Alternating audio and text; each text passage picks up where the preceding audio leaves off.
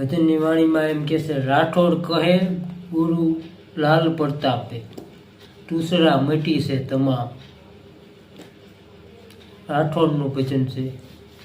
મહાપુરુષ થઈ ગયા સંત નિરાંત પંથમાં, અને એના ગુરુ હતા લાલ.